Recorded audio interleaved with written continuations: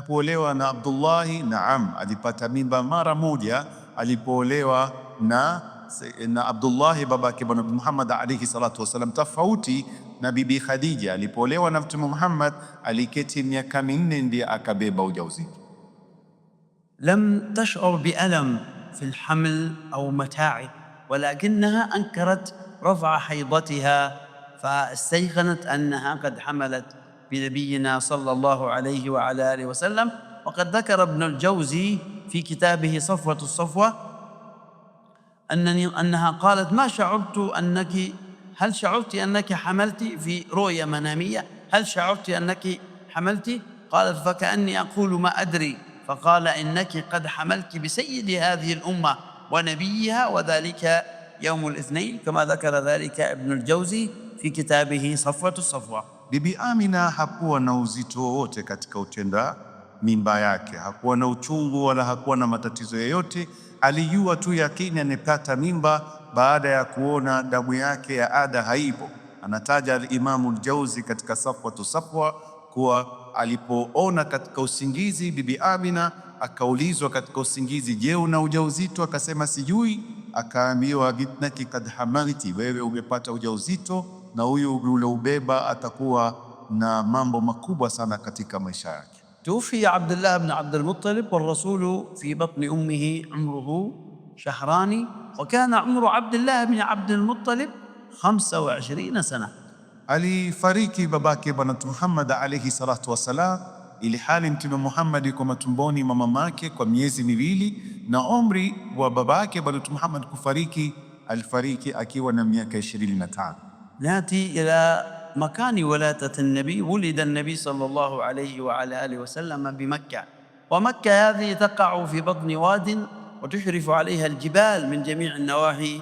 فإلى الشرق يمتد جبل أبو قبيس، وإلى الغرب يحدها جبل قيقعان، وتعرف المنطقة المنخفضة من الوادي بالبطحاء، وفيها البيت أي الكعبة، وتحيط به دور قريش التي منها دار الذي ولد فيه نبينا محمد صلى الله عليه وعلى آله وسلم.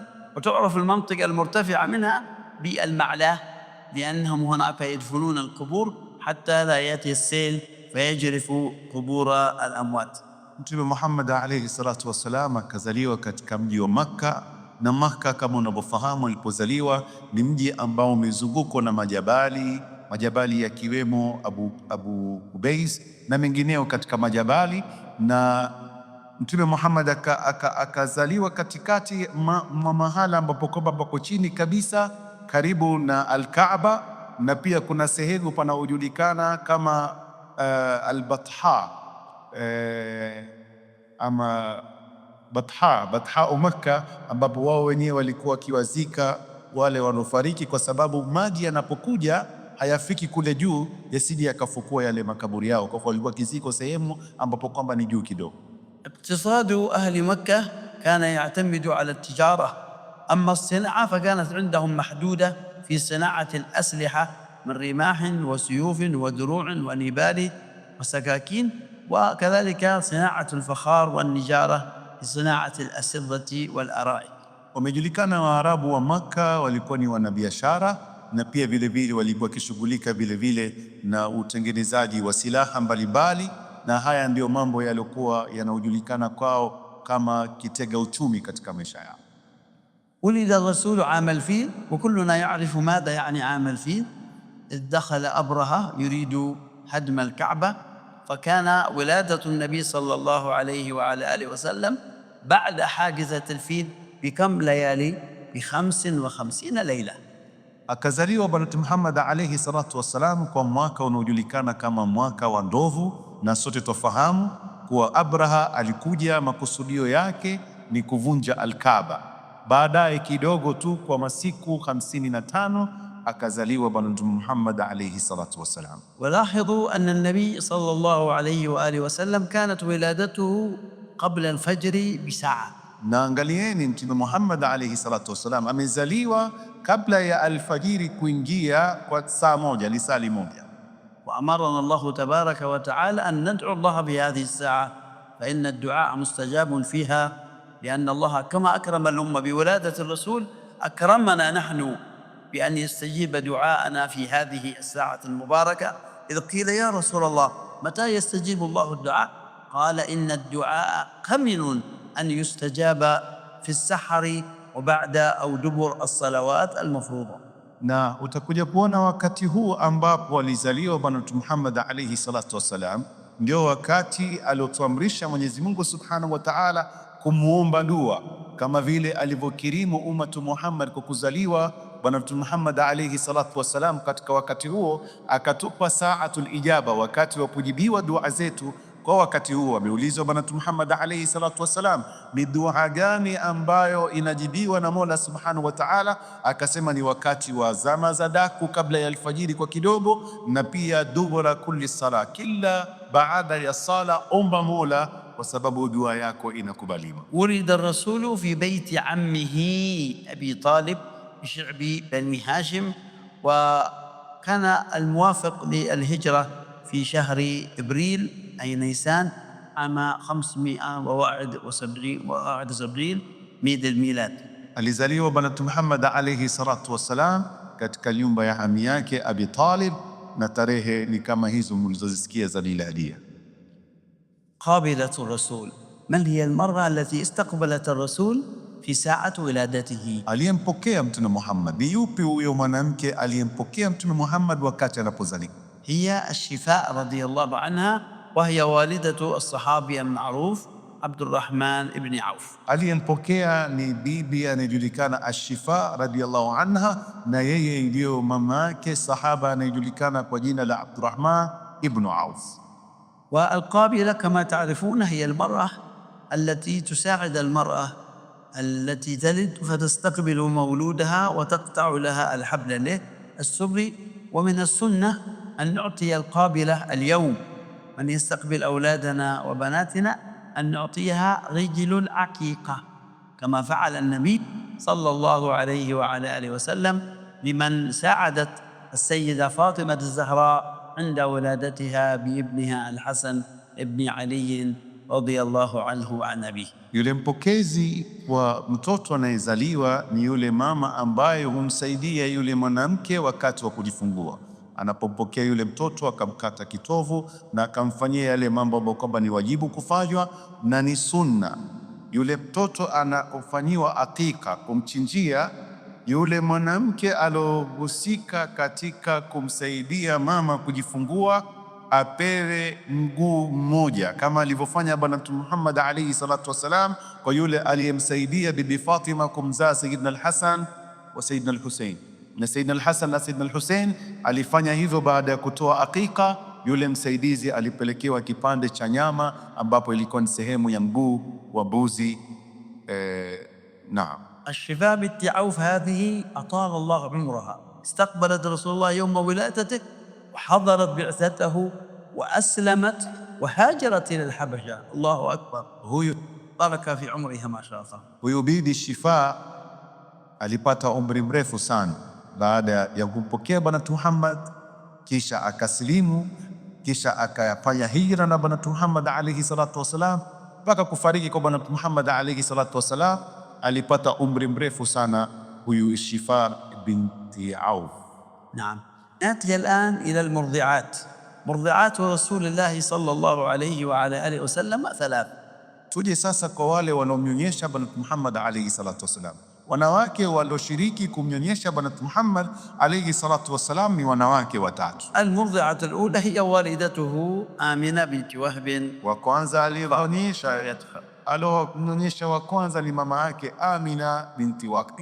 المرضعة الثانية هي ثويبة الأسلمية، وكانت جارية لعمه أبي طالب، فأرضعت النبي صلى الله عليه وعلى آله وسلم، وكان معها مع رسول الله من الرضاع بواسطتها حمزة بن عبد المطلب وأبو سلمة بن عبد الأسد وابنها واسمه مسروح.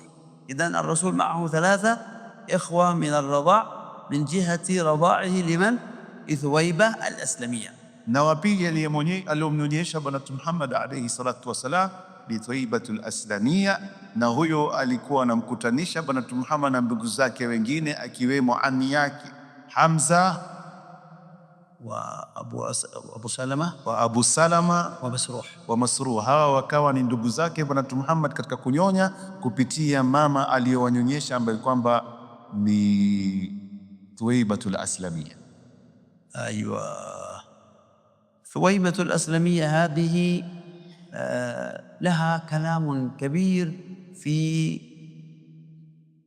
alfaida allati raja'at ala أبي لهب من عتقه إياها، لأن أبو لهب كافر بلا شك ولا خلاف، تبت يدا أبي لهب وتب، ولكن الله سبحانه وتعالى يخفف عنه العذاب يوم الاثنين لفرحته برسول الله صلى الله عليه وعلى آله وسلم. Huyu Thawaibatul Aslamia kama tulivyotaja mwanzo, yeye alikuwa ni mtumwa wa Abi Lahab na ana kisa cha kuathiri sana katika historia yake, ambapo yeye alikuwa na mmiliki ni Abu Lahab, na imekuja katika Qur'ani tabbat yada abi lahab wa tab, yani ni katika watu wa motoni. Lakini kwa sababu ya kumtoa huyu bibi kwenda kumnyonyesha Mtume Muhammad alayhi salatu wasalam, zimekuja baadhi za riwaya kuwa Abu Lahabi anafanyiwa wepesi katika adhabu ya kabri kwa sababu ya kumtoa huyu bibi tu kwenda kumnyonyesha Bwana Mtume Muhammad alayhi salatu wasalam. Wa thalithul murdi'at hiya Halimatu Sa'diyah wa lahu minha akhawayn sallallahu alayhi wa ala alihi wa sallam, Damra walad wa bint ismuha Ash-Shayma, fa ikhwatu rasulillahi min ar-rida' 5, 2 biwasitati Halima wa 3 biwasitati Thawaibatul Aslamia. Watatu aliomnyonyesha Bwana Mtume Muhammad alayhi salatu wasalam ni Halimatu Saadia, na huyo Halimatu Saadia pia anamkusanya Bwana Mtume Muhammad na ndugu zake babu nyonya wawili.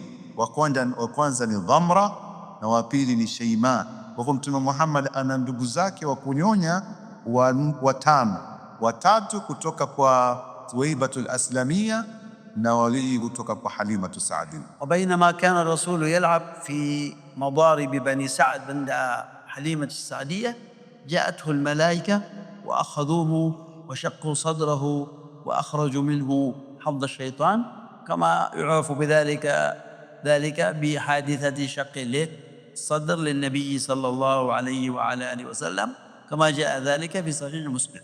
Na Mtume Muhammad alipokuwa akicheza katika boma la Bani Saida, wakati walipokuwa chini ya kulelewa na Sayyidatina Halima, aliingiliwa na malaika katika kisa kinachojulikana kama shaqqa sadri, kupasuliwa kifua chake. Wakampasua kifua chake, wakatoa katika moyo wake kitu kinachoitwa hadhu ash-shaytan, kama unavyofahamu katika historia ya Mtume Muhammad alayhi salatu wasallam. Anas ibn Malik qala ra'aytu athara dhalika al-khiyar fi sadri rasulillah sallallahu alayhi wa alihi wasallam. Sayyidina Anas ibn Malik asema niliona athari ya mshono katika kifua chake Bwana Mtume Muhammad alayhi salatu wasalam, kuashiria upasuaji wa kifua chake alipokuwa mdogo. Halimatu Sa'diyah tala umruha hatta aslamat, wa kadhalika ukhtuhu Shayma aslamat, wa thabata suhbatuhum wa lahum tarajum fi kutubi as-sahaba. Bibi Halima alikuwa na umri mpaka mwisho akasilimu, akamfuata Bwana Mtume Muhammad alayhi salatu wasalam, na dada yake kwa kunyonya Bwana Mtume Muhammad alijulikana Shayma, walionyonya katika kifua cha Bibi Halima, pia na yeye aliingia katika Uislamu na wakapata nafasi ya kuingia katika fungu na masahaba kama kariji inavyoeleza. Nati baada dhalika ila alhadina.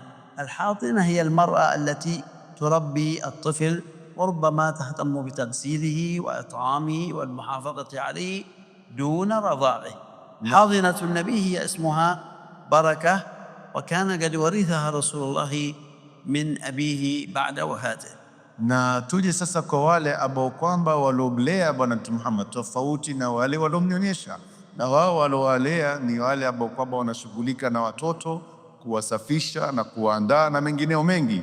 Na wa kwanza na aliyemlea Bwana Mtume Muhammad alayhi salatu wasalam anajulikana kwa jina la Baraka, na huyu Baraka alikuwa ni mtumwa wa baba yake. Kwa baba yake alipofariki, Mtume Muhammad alayhi salatu wasalam akamrithi kutoka kwa babake baada ya kifo chake. Wakad tazawajat Baraka binti Thalaba hadhihi birajulayn.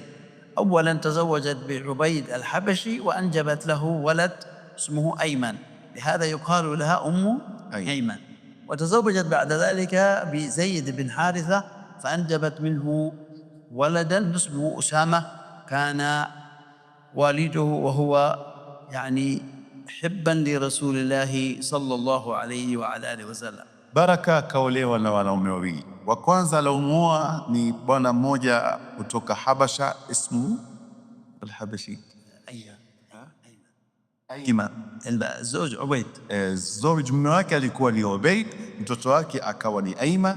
Kwa hiyo na mume wa pili aliomuoa ni Zaid bin al-Harith ambaye baadaye alimzaa kijana anaitwa Usama, na hawa walikuwa ni watu waliokuwa na mapenzi ya ajabu kwa Mtume Muhammad alayhi salatu wasalam.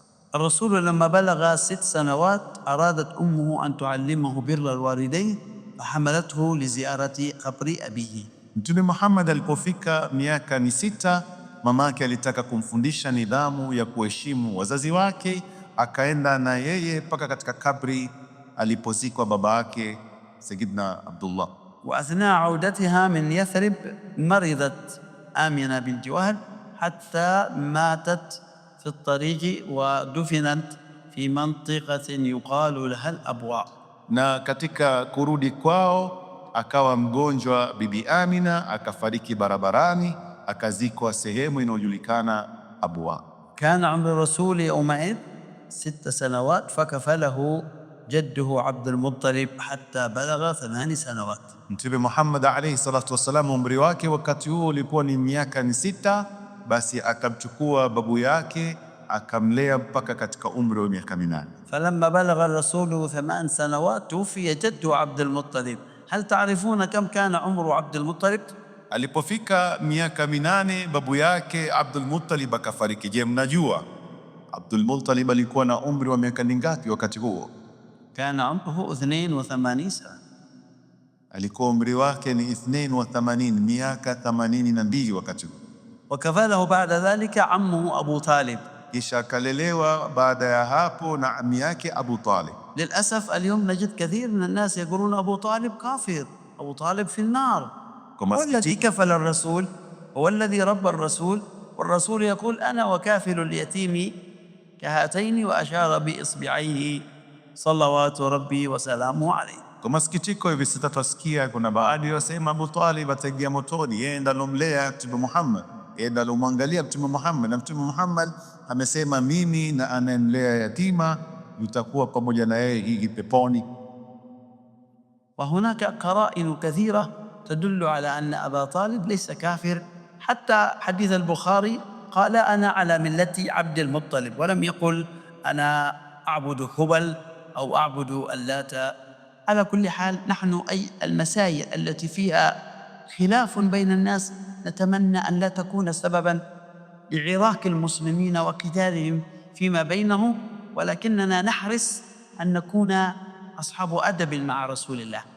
فلو كان عمي أنا أو عمك أنت ظالما وعاصيا ثم قلت يا هذا كيف حال عمك العاصي، ستغضب، وهي حقيقة أن عمك عاصي. كيف إذا قلت كيف حال عمك الكافر؟ موذية. إن الذين يؤذون الله ورسوله لعنهم الله. نسأل الله أن يحفظنا من تتبع ما يؤذي رسول الله. وقد جاء في القرآن إن الذين يؤذون الله ورسوله ماذا؟ لعنهم الله. نسأل الله أن يحفظنا من ذلك اللعن. وكتب إمام الحرم من كان يدرس في الحرم المكي الشيخ أحمد زيني دحنان كتابا أسماه أسنى المطالب في نجاة أبي طالب. وكتب الهنود والباكستانيون 7 كتب في نجاة أبي طالب. وأنا لا أجبر أحدا على ذلك، نقول المسألة واسعة، لكن لا نغلق الباب ونقول أبدا هو في النار وإلا نحن دخلنا النار. يا لطيف، لماذا هذا التشنج؟ لا بأس أن نجعل المسألة واسعة ومتسعة. Na kuna upekuzi, buhuth na mazungumzo mengi ya kihistoria yaonyesha kuwa Abu Talib hakuwa katika ukafiri. Na moja katika ishara zilizoko katika Sahih al-Bukhari alisema niko katika mila ya Abdul Muttalib, na hakuwa wazi kuwa yeye katika mila ya kikafiri. Na mazungumzo yanabaki hiki katika baadhi ya wanazuoni, madamu hawakueleza moja kwa moja, hakuna haja wewe kuzungumza maneno ambayo kwamba pengine yanaweza kuleta mvutano kati ya watu. Mfano, wewe una mjomba wako ama ami yako mwenye maasi, kakuuliza wewe, vipi hali ya ami yako mwenye kufanya madhambi? Utahisi katika moyo wako, na ni kweli pengine na madhambi, au pengine kafiri kama, vipi hali ya ami yako kafiri? Utahisi katika moyo wako vibaya. Vipi iwe utakuja kuzungumza maneno hayo, uje uzungumze kwa Mtume Muhammad alayhi salatu wasalam, bila shaka itakuwa inamuudhi Bwana Mtume Muhammad alayhi salatu wasalam. Na kumekuja aya kuwa wale ambao kwamba wanamuudhi Mwenyezi Mungu na mtume wake wamepata laana ya Mwenyezi Mungu Subhanahu wa Ta'ala. Kwa masala haya ni mapana, ni marefu, wala hatuwalazimishi watu katika suala ambalo kwamba lina ikhtilafu baina wanazuoni. Utakuja kumuona yule alikuwa mufti katika Makka, mwanachuoni mkubwa al-Imam Ahmad al-Tahlali, na ni mwanachuoni mkubwa sana katika madhhabi ya Imam Shafi'i. Ameandika kitabu Asna al-Matalib fi Najati Abi Talib. Ameandika kitabu ambacho kwamba ni bahthi kubwa, na ndugu zetu kutoka India na kutoka Pakistan kuna vitabu zaidi ya 6 ambavyo wameviandika kuonyesha kuwa Abu Talib alikuwa ni Muislamu. Lakini tubaki kuwa na heshima, tusigombane katika mambo ambayo kwamba wanazuoni wamevutana, tubaki katika hali iliyokuwa mzuri. بعد ذلك ناتي إلى عمل الرسول بالتجارة. وقد بدأ العمل بالتجارة مع عمه أبي طالب عندما بلغ من العمر 12 سنة، وكذلك عمل صلوات ربي وسلامه عليه برعي الأغنام. Na tuje katika biashara za Bwana Muhammad alayhi salatu wasalam. Ameanza biashara akiwa mdogo sana, yeye na ami yake katika umri wa miaka 12, na katika mambo mengine aliyokuwa akiyafanya Bwana Muhammad alayhi salatu wasalam, alikuwa ni mtu wa kuchunga mbuzi na wanyama mbalimbali katika mji wa Makka. نأتي بعد ذلك إلى قصة الرسول مع بحيرة الراهب. هذه قصة معروفة ومشهورة، أن الرسول عندما كان في طريقه إلى التجارة في أرض الشام، وكان بحيرة هذا نصراني يتعبد الله في ديره، فرأى النبي صلى الله عليه وآله وسلم وتظله الغمامة، فرآه هو بعينه، فدعاه إلى بيتهم للطعام، وكشف عن ظهر رسول الله فرأى فيه خاتم النبوة، فعرف أن هذا هو محمد رسول الله، فقال لأبي طالب: عد به إلى مكة، فإني أخشى أن اليهود تقتله إن ظفرت به، صلوات ربي وسلامه عليه. Katika umri huu Mtume Muhammad alayhi salatu wasalam alikutana na bwana anayejulikana Bahira Ar-Rahib, na alikuwa ni Kristo katika zama hizo katika sehemu za Sham. Alikuwa akitizama waliokuwa ni wanabiashara katika mji ule, akamwona Mtume Muhammad anafinikwa na mawingu, hachomwi na jua. Alipolitambua hilo, akawaalika wageni wote nyumbani kwake, na alipokutana na ami yake Abu Talib, alimwambia huyu kijana, rudi naye mara moja Makka, na hofu naogopa lau Mayahudi watayajua yale ninayoyajua, wanaweza kumuua mara moja, kwa sababu ni ishara ya kuwa huyu ndio nabii wa akhiru zaman. خاتم النبوة هذا الناس يظنون أنه هكذا طبع، ولكن هو عبارة عن قطعة حمراء بحجم بيضة الحمامة تظهر على ظهر الحبيب صلى الله عليه وعلى آله وسلم. Huyu bwana alifunua bega la Mtume Muhammad alayhi salatu wasalam, akaona alama ambao ni khatamun nubuwa. Sisi tunasema ni muhuri wa kuonyesha ni annabii. Watu wengine wanafikiri ni muhuri wa kupigwa namna hii, lakini sivyo. Lakini ukweli ni kama kinyama fulani kinemea hivi ambacho ni chekundu, nyama yenyewe, na saizi yake ni kama yai la njiwa, alafu kuna nyele pale ambazo zimejiunda kwa namna fulani za kuonyesha yeye ndio nabii wa akhir zaman. كان بحيرة الراهب هذا على دين نبي الله عيسى عليه السلام، وكان قد قرأ الكتب فعرف فيها صفات رسولنا الكريم، وأنه يبعث قريبا، وأن فيه خاتم النبوة، وأنه كان يتيما. فكل هذه المؤشرات جعلته يستيقن أن النبي صلى الله عليه وعلى آله وسلم لما رأى بأم عينيه من تلك الإمارات. Huyo Arrahib kama tulivyotaja alikuwa ni mfuasi katika wafuasi wa Sayyidina Isa alayhi salatu wassalam. Ibada yake na dini yake alikuwa akifanya hivyo, lakini alikuwa ashasoma na ishara za nabii wa mwisho, atakuwa na sifa mbalimbali. Kwa hivyo alipomtizama Bwana Mtume Muhammad akaona zile sifa alizokuwa amezisoma, akawa na yakini huyu ndio nabii wa akhiru zaman. النبي عليه الصلاة والسلام عندما بلغ من العمر 20 سنة حضر حربا خطيرة تسمى حرب الفجار. Mtume Muhammad alayhi salatu wassalam alipofika umri wa miaka 20 alipambana na vita vikubwa sana. Harbi yenyewe ilijulikana kama harbul fijar, vita vya al-Fijar. وهذه حرب كانت بين قبيلتي كنانة وقيس عيلان، واستحلت فيها الكثير من المحارم.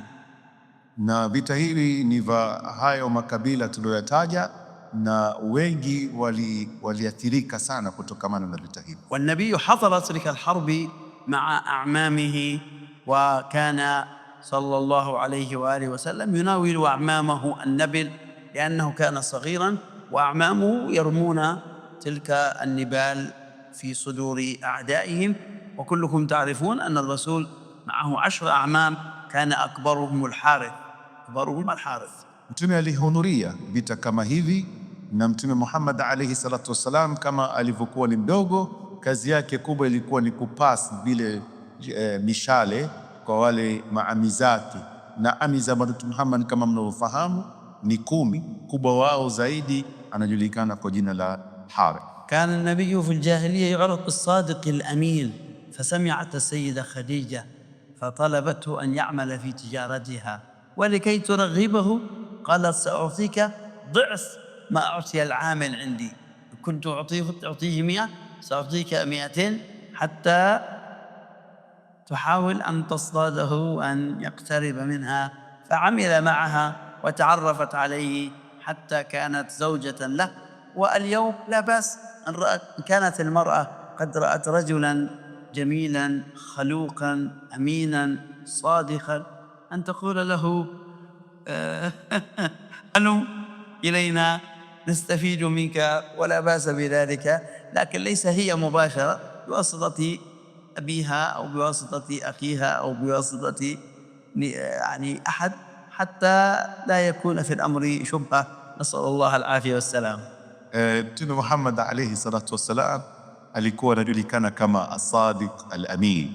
Bibi Khadija alipopata wasifu wake alimpa biashara ili aende akafanya biashara, lakini ilikuwa hali tofauti. Kama mimi nawapa watu 100, lakini mimi nitakupa 200.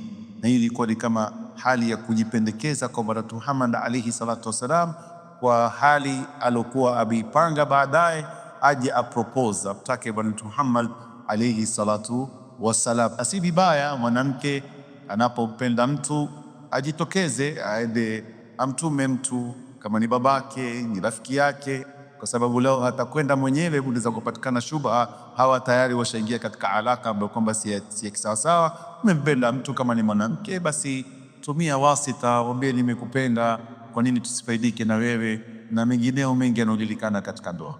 وقد تم إليها مهرا 20 بكرة، أي 20 ناقة صغيرة، وهذا مبلغ كبير، لكن السيدة خديجة تستحق أكثر من ذلك، فقد كانت ذات نسب وذات جمال، بل كانت تعرف في مكة الطاهرة رضي الله تعالى عنها وأرضاها، حتى حظيت سيد البشر صلى الله عليه وعلى آله وسلم. Alikuwa Mtume Muhammad alayhi salatu wassalam, baada ya kumkubali akumuoa, alitoa mahari ya ngamia wadogo 20 wekundu, na hii ilikuwa ni mahari very expensive, ya juu sana lakini kwa sababu anayeolewa ni Bibi Khadija, alikuwa ahitajia apewe zaidi na zaidi, kwa sababu alivyohifadhi heshima yake katika zama hizo, alikuwa anajulikana bitahir. Takriban 10 دقائق. اللهم صل عليك يا سيدي يا رسول الله. كانت السيدة خديجة بنت خويلد مشهور جدا أن عمرها يوم زواجها 40، ولكن ذكر النووي والذهبي أن عمرها قيل أنه 28 سنة، وربما يكون هذا أقرب إلى الصواب.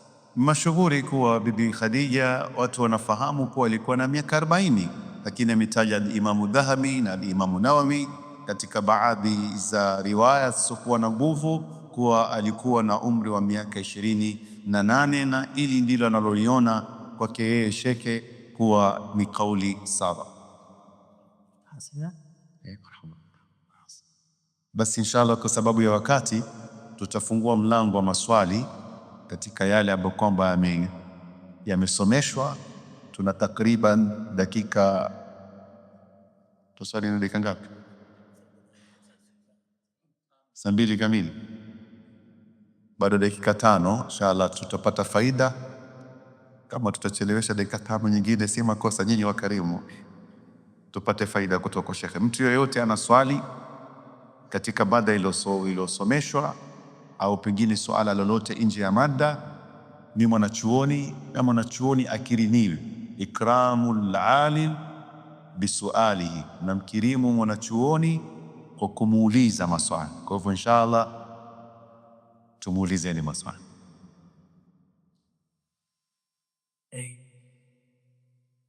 ete mike الرسول صلى الله عليه وسلم سمع لا قال 25 سنة، قال 25 سنة.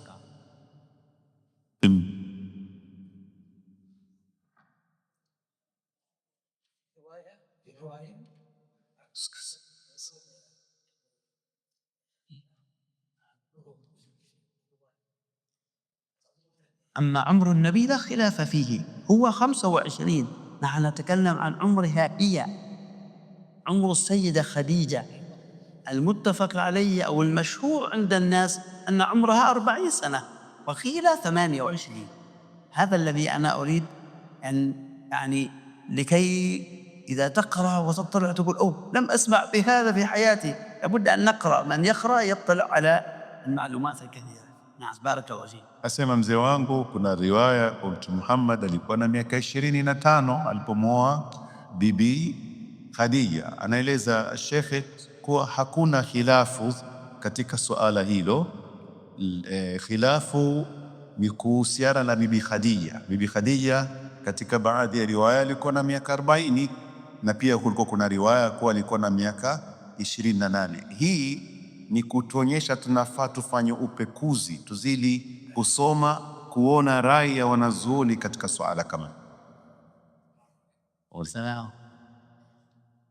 يابان لا إذا كو أنا سيم نوعك وها إبك أبان أوبي وتوسي هاو مهما أيكو. سؤاله خارج المادة يقول عقود في هذه الأزمنة، في عقد تريد تشتري الجوال بيعه على سبيل المثال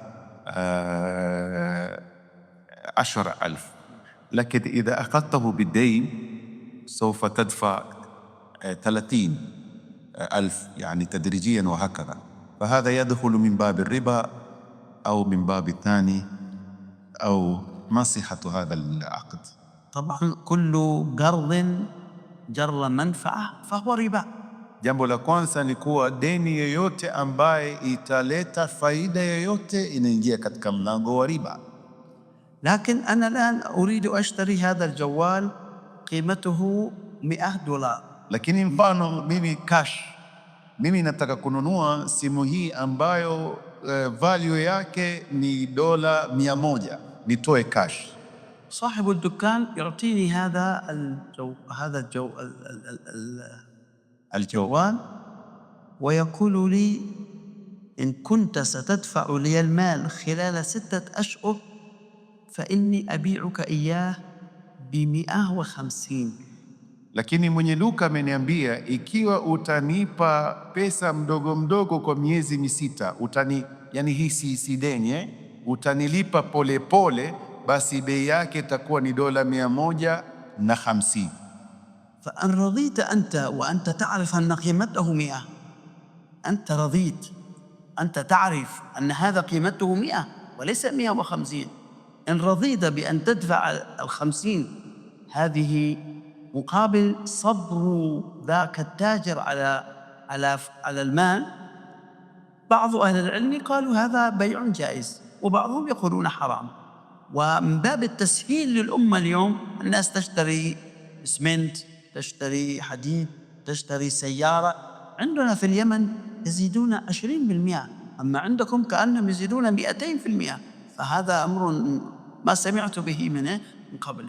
Asema tukishajua value ya simu ni $100 mfano, na wewe umekubali kumlipa 50 ya ziada juu, ile 50 itakuwa ni faida ya yule mwenye duka kuwa na subra, kuwa hukumlipa pesa kwa mara moja. Baadhi ya wanazuoni wa fiqh wamesema mfano huu ni jaiz, lakini baadhi wamesema ni haramu. Lakini ili kuwafanyia watu sahali, kama Yemen anavyosema, anafanya 20%, yani anaongeza kitu kidogo, lakini huku ni kama ukipatikana basi amepata nafasi ya kukuongeza juu kwa juu. Kama yule anayefanya biashara ya sementi, amefanya biashara ya vyuma na magari wa hakadha, ikiwa itaingia katika namna hiyo, basi kuongezwe kitu kidogo katika 20% au mingine anaofungamana na hilo, na hili litakuwa liko sawa. Nahnu fi al-Yaman indana ahlul khair ashabul amwal عندهم قرض حسن،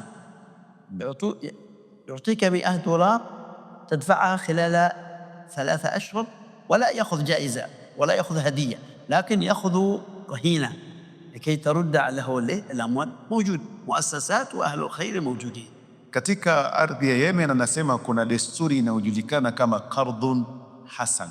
Qardun hasan, anakukopesha na hana zaidi ya chochote kutoka kwako, yani hataki zawadi wala nini, atakukopesha. Sharti yake ni moja tu, anataka rahani. Rahani ni uweche kitu ambacho kwamba lau utashindwa kulipa, hii inaweza kuuzwa ikalipa kwa juu. Kwa hivyo ukifanya hivyo baadaye, kama utamlipa polepole kwa miezi misita, hakuna tatizo. Inaitwa alqardhu hasan. Wa hadhihi alfaida li ashabina kiniyin, kwa wale wanao nafasi ya pesa waingie katika mlango wa qardhu hasan. Misha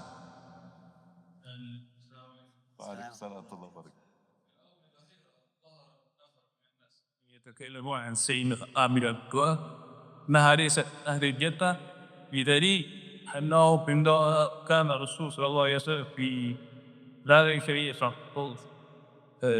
عندما قال استفدت بزيارة كتاب أمي فخشي لي فلا يستغرق يستغفر الله فلا يصير. Asema huyo kijana, katika baadhi ya watu wasema na yeye mama Mtume Muhammad aingia motoni, na dalili ni kwa Mtume Muhammad alipokwenda kumtembelea au kuzuru kabri ya mama yake, anasema nilimtaka Mola Subhanahu wa Ta'ala idhni ya kumwombea dua na maghfira. Mwenyezi Mungu hakunipa, lakini aliniruhusu kumtembelea na kuzuru kabri ya mamangu. Je, hii nayo ikoje shekhe? Alladhi yatakallam fayaqulu ummu an-nabi fi an-nar أبو النبي في النار، لو قيل لك لو كان والدك عاصي أبوك مصيره في النار ستغضب.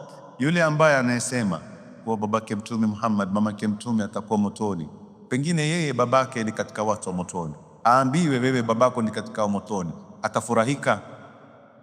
Allahu yaqul wala tusalli ala ahadin minhum mata abadan wala taqum ala qabrihi.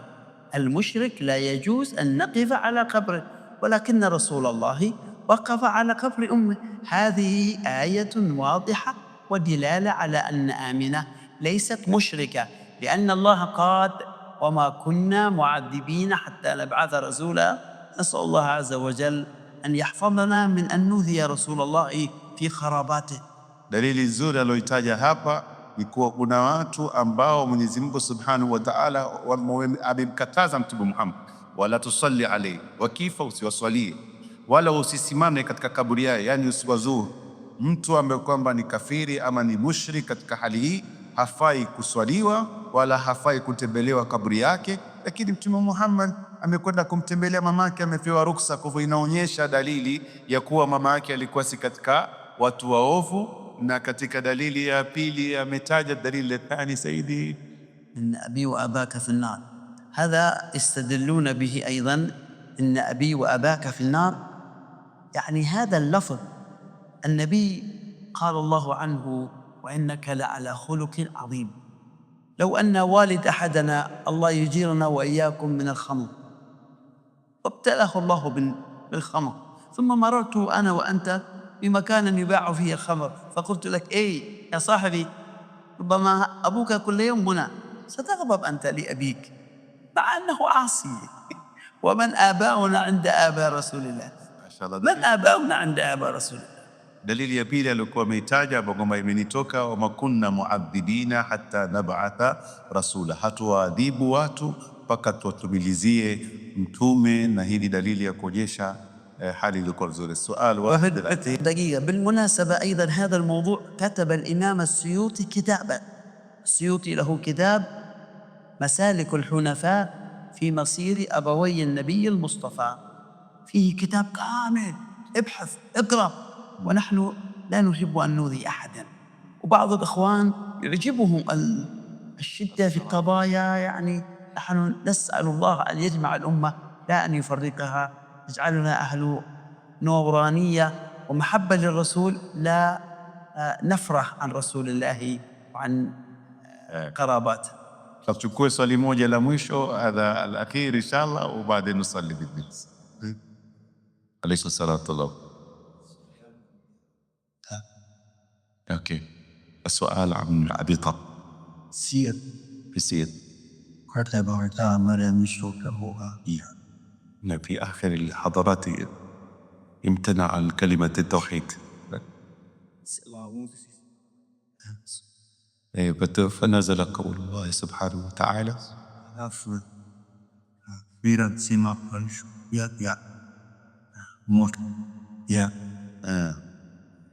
أنا يقولون يعني إن عليه من النار، يعني في بعض الروايات. أنا في العمر لم أسمع عن أبي طالب أنه مسلم في حياتي. أنا في حياتي لم أسمع هاي. وأنا الآن أسمع الكتب من باكستان والعلماء من الحرمين وهكذا، فربما تأخذ وقتا يسير. أنا أسمع منك أو أني أسألك سؤالا، هل عرفت أن أبا طالب هو من ربى رسول الله؟ هل عرفت أن أبا طالب هو الذي حمى رسول الله؟ هل عرفت أن أبا طالب هو الذي أنفق على رسول الله؟ هل عرفت أن أبا طالب كتب كتابا كاملا فيه شعر يمدح رسول الله؟ هذه معلومات وهذه معلومات. نحن لا نجبر أحدا على أن يكون من هذا الفريق ضد هذا الفريق، ولكن نقول الأدب مع رسول الله أن نحافظ على قراباته طبعا بالأدلة. أما أبو لهب هو كافر، لا نقول أبو لهب لا، هذا كفر. من قال أنا أحب عم رسول الله أبو لهب هذا معارض بالقرآن، خرج من دائرة الإسلام. Kwa ufupi sana nasema ni masala yana khilaf kwa wanazuoni na wametunga vitabu vingi. Abu Talib ni ami yake bwana Mtume Muhammad, lakini mtu anaposema mimi nampenda Abu Lahab mfano, huyo atakuwa anapingana na nasi iliyokuwa wazi. Ama suala ambalo kwamba pengine limekuja wanazuoni wamezungumza, basi tutafikiri tunafaa kufanya upekuzi zaidi. Inshallah tutaswali. Tunatoa shukrani sana, nashukuru aljamii alhadhirin, mashallah kwa subra yenu. Tumechukua dakika yenu kama dakika 8 hivi, na vitabu hivi vitaandikwa baada sala, kila mmoja ataandikiwa ili aweze kupata kopi ya ijaza. Wassalamu alaikum warahmatullahi wabarakatuh.